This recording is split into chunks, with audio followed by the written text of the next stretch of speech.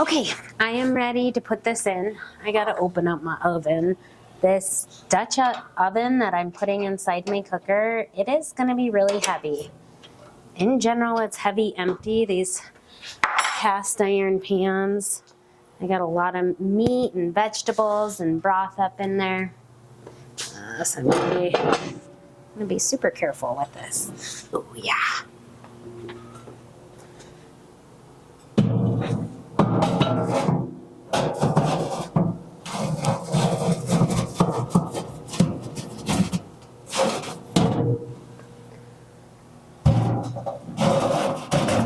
Okay.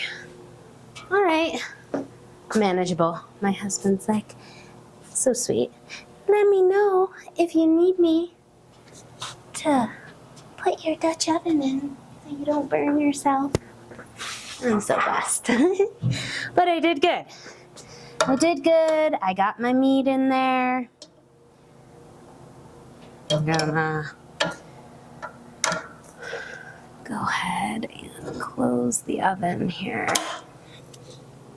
All right, so this is going to be a roast. So I think they say like at least 3 hours that we're gonna keep it in here.